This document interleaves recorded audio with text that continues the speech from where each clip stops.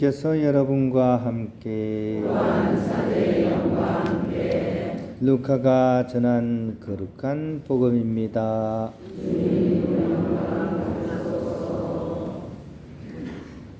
그때 군중이 요한에게 물었다. 그러면 저희가 어떻게 해야 합니까? 요한이 그들에게 대답하였다. 옷을 2벌 가진 사람은 못 가진 이에게 나누어 주어라. 먹을 것을 가진 사람도 그렇게 하여라. 세리들도 세례를 받으러 와서 그에게 스승님, 저희는 어떻게 해야 합니까? 하자. 요한은 그들에게 정해진 것보다 더 요구하지 마라 하고 일렀다. 군사들도 그에게 저희는 또 어떻게 해야 합니까? 하고 묻자. 요한은 그들에게 아무도 강탈하거나 갈취하지 말고 너희 봉급으로 만족하여라 하고 일렀다. 백성은 기대에 차 있었으므로 모두 마음속으로 요한이 메시아가 아닐까 하고 생각하였다. 그래서 요한은 모든 사람에게 말하였다. 나는 너희에게 물로 세례를 준다. 그러나 나보다 더 큰 능력을 지니신 분이 오신다. 나는 그분의 신발끈을 풀어드릴 자격조차 없다. 그분께서는 너희에게 성령과 불로 세례를 주실 것이다. 또 손에 키를 드시고 당신의 타작마당을 깨끗이 치우시어 알곡은 당신의 곳간에 모아들이시고 쭉정이는 꺼지지 않는 불에 태워버리실 것이다. 요한은 그 밖에도 여러 가지로 권고하면서 백성에게 기쁜 소식을 전하였다. 주님의 말씀입니다. 그리스도님 찬양합니다. 평을 빕니다. 꼭 날씨가 눈 오는 날씨 같습니다. 그죠? 예, 좀 이렇게 눈 와요? 제가 못 봤네요. 예, 눈을 못 떴나 봐요. 그죠? 예, 눈이 오는 날씨입니다. 아이고. 예, 빨리 미사를 이렇게 끝내고 눈을 보러 가야 되겠습니다. 그죠? 예, 우리 옆에 계신 분하고 흰 눈처럼 깨끗한 인사 한번 해볼까요? 자, 평화를 빕니다. 예, 자, 뒤쪽에도 계십니다. 옆쪽에도 계세요. 예, 손도 잡으시고요. 네, 좋습니다. 예. 이상하다. 저는 눈을 못 봤는데, 예. 많이 왔어요?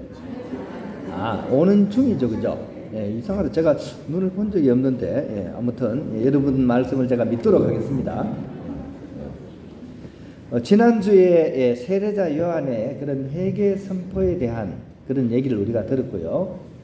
그리고 오늘 복음 말씀은 이제 연장선에서 볼 때, 그러면 그 회개라는 것을 구체적으로 어떻게 할 것이냐, 이것이 오늘 복음의 가장 중심이 되는 내용으로 전해지고 있습니다. 먼저 세례자 요한은 세 부류의 사람에 대해서 어떻게 회개할 것인지를 얘기하고 있습니다.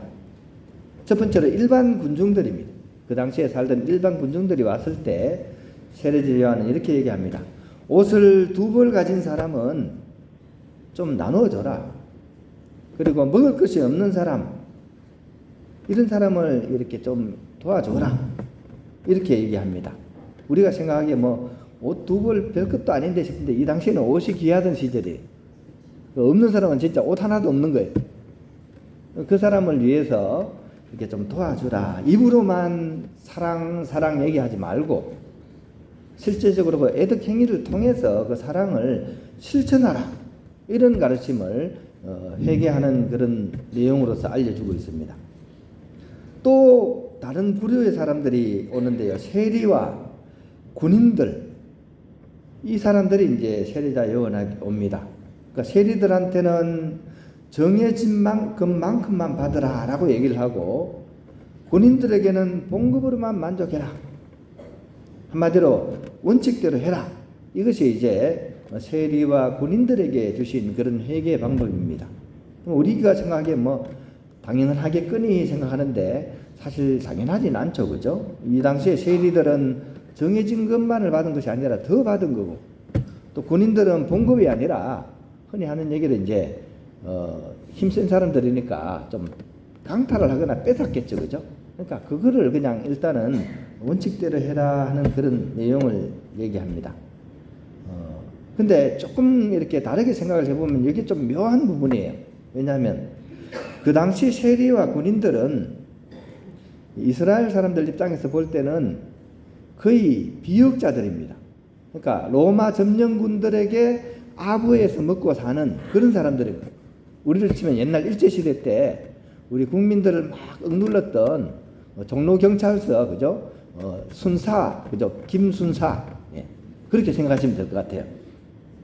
김치가 좀 기분 나쁘실 것 같은데. 예, 도순사 할게요, 도순사. 예. 박순사에도 싫어하실 거 아니에요, 그죠? 도순사. 예. 근데 이 사람들에게 뭐 그거를 일단은 아예 직업을 떠나라, 그죠? 그래 나쁜 짓 하지 말고 그 순사일 하지 말고 그냥 그 옷 벗어라 이렇게 얘기를 하지 않고 오히려 그 안에서 옳게 살 수 있는 기준을 제시한다는 것이 조금 이렇게 특이한 부분이에요, 그죠? 일종의 현실주의자입니다, 그죠? 이상주의자는 어떻게 합니까? 옷 벗어 이럴 텐데 이 현실주의자는 지금 하고 있는 일에 충실을 하되 원칙을 지켜라라고 얘기합니다. 이 가르침이 뭐 그렇다고 해서 뭐 엄청난 가르침은 아니죠, 그죠? 뭐 하늘 아래 새로운 것은 없다는 말처럼 이렇게 뭐 완전히 비약적인 그런 가르침이라고 할 수는 없습니다. 하지만 조금만 더 곰곰이 생각해 본다면 이것이야말로 그 당시 시대에 필요한 정말 놀랍고 새로운 가르침이었다고 우리가 이해를 할 수가 있을 것 같아요. 왜냐하면 그 말을 지금 하는 사람이 요한이기 때문입니다. 요한이 어떤 분입니까? 세례자 요한이 도대체 어떤 분입니까? 한마디로 은행일치의 화신입니다. 자신이 하는 말에 그 행동이 같이 따라가시는 분입니다.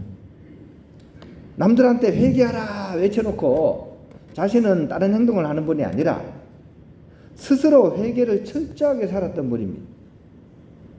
당신 스스로 회개하라고 말하기 이전에 먼저 광야에 들어가셔가지고 낙타 트롯을 입고 벌꿀을 먹으면서, 다른 말로 정말 추운 가운데서 쩔쩔 굶으면서 빡세게 그런 회개 생활을 본인 스스로가 하셨던 분이라는 얘기입니다. 자신의 삶을 철저하게 꾸리면서 타인에게는 그의 눈높이에 맞는 구체적인 그런 실천과 윤리적 개선을 동반하는 그런 회개 가르침을 주셨다는 이야기입니다. 이게 바로 오늘 복음을 통해서 스승으로서 다가오는 세례자 요한의 가르침 첫 번째입니다. 은행일치의 삶이 되어야 된다는 거예요. 또 하나는 이제 15절에서 18절에 나오는 그 긴 내용 중에 전체를 요약하는 말씀이 바로 이거죠. 나는 뒤에 오실 그리스도를 그 길을 닦는 그런 역할을 하는 사람이다. 나는 그분의 신발끈을 풀어드릴 자격조차 없는 사람이다. 이런 말씀을 하고 계세요. 신발끈을 풀어드릴 자격조차 없다. 이 당시에 신발끈이 몇 개였는지 모르겠어요. 근데 남의 신발끈을 풀어주는 것은 뭡니까? 종이죠, 종인 거죠. 남의 신발끈을 풀어주는 사람은 이 당시에는 종입니다. 근데 그 자격조차 없다. 그럼 뭡니까? 종들의 종이란 얘기. 당시 요한은 그런 인물이 아니었어요.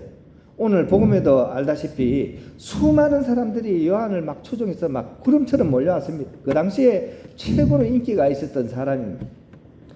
당당하게 그 시대를 대표하는 예언자로 인정을 받았던 분입니다. 실제로 요한이 돌아가신 이후에 30년 동안 계속 요한의 세례가 유효하게 남아 있었어요. 그러니까 사후 30년 지나도록 영향력을 미친다면 이분이 그 당대에 어떤 인물이었는지 가늠이 가잖아요. 그래서 사람들이 혹시 이 사람은 메시아가 아닐까? 거의 대부분은 이 사람은 메시아라고 생각을 하고 있었을 겁니다. 그런 분위기입니다. 이런 분위기라면 사람은 깨춤추기 쉽죠, 그죠? 남들이 막 초대를 하면 자기도 모르게 어깨에 힘이 좀 들어가잖아요. 그리고 그 종교가 중심인 시대에서 왜 메시아가 되고픈 그런 기대와 유혹이 없었겠습니까? 사람의 욕망 중에 제일 큰 욕망은 물질적인 욕망도 크지만 사실은 그보다 더 큰 것은 영적인, 내적인 욕망이 더 큽니다. 그게 어떻게 보면 인간의 가장 큰 욕망 중에 하나예요. 우리가 영적으로, 내적으로 가장 완전한 존재가 되고 싶다 하는 것, 이것보다 더 큰 욕심은 없습니다. 그 세례자 요한에게는 왜 그런 욕심이 없었겠습니까? 하지만 세례자 요한은 자신의 한계와 임무를 분명하게 인식을 했고 성령과 불로 세례를 베푸실 수 있는 그리스도를 앞세우면서 당신 스스로는 아무도 알아주지 않는 역사의 뒤안길로 사라지는 그 삶을 택합니다. 그리고 그 끝이 우리가 알다시피 그죠? 굉장히 고통스럽고 아픈 그런 삶의 마지막이었습니다. 이것이야말로 참으로 감동적인 요한 스승님의 두 번째 큰 가르침이라고 하겠습니다. 겸손의 극치요. 극치의 겸손을 세례자 요한은 우리에게 보여주고 있습니다.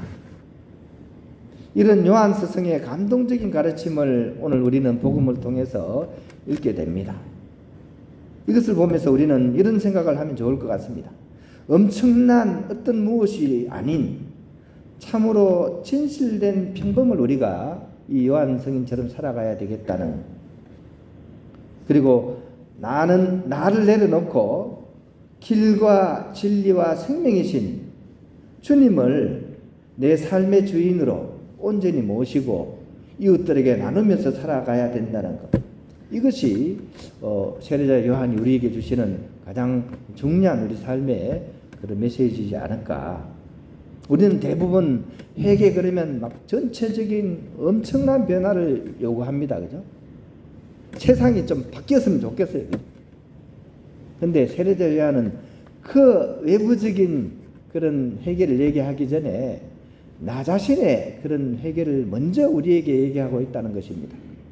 내가 먼저 한 사람으로서 한 사람의 진실을 살아갈 것을 우리에게 말씀하고 계시는 것입니다. 그래서 한 사람의 진실이라는 시를 한번 들려드리고 싶습니다. 한 사람이 진실하면 그것으로 충분하다. 한 사람이 진실하면 세상이 바뀔 수 있다. 모든 사람이 진실한 것은 불가능하다. 그러나 한 사람이 진실한 것은 얼마든지 가능하다. 모두가 거짓말을 해도 세상에 필요한 것은 단 한 사람의 진실.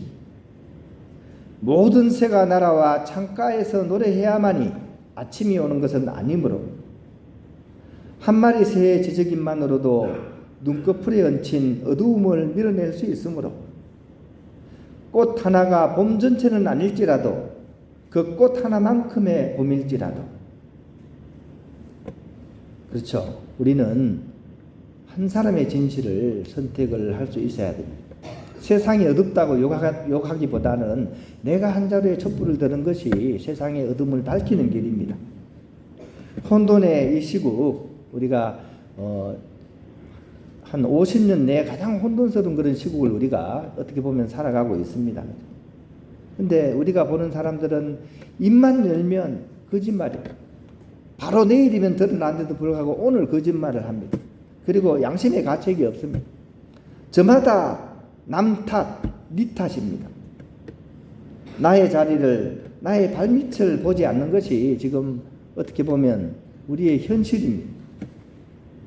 그런 우리의 현실에 오늘 복음에 등장한 세례자 요한은 바로 나의 진실을 살라고 우리의 마음을 일깨웁니다. 우리가 이 시대의 요한이라면 바로 묵묵히 한 사람의 진실을 살아갈 수 있어야 할 것입니다. 요한이 가르치는 것처럼 이 시대의 어둠을 욕하기보다, 그죠? 이 시대의 어둠에 잠기기보다 한 자루의 촛불을 켜고 참된 빛이신 하늘을 향해서 나아가는 그런 우리가 될 수 있도록 세례자 요한은 우리의 마음을 일깨우고 있습니다. 이제 좀 있으면 우리의 온전한 빛이신 주님께서 우리에게 오십니다. 동그란 거 있죠, 그죠? 이게 도너츠 아닙니다. 도너츠가 아니고 빛으로 오시는 예수님을 표현한 겁니다. 저 빛을 향해서 나아가기 위해서 우리는 내 삶의 자리에서 내가 켤 수 있는 한 자루의 진실의 빛을 켜고 오시는 주님을 맞이하는 그런 우리가 되어야 하겠습니다.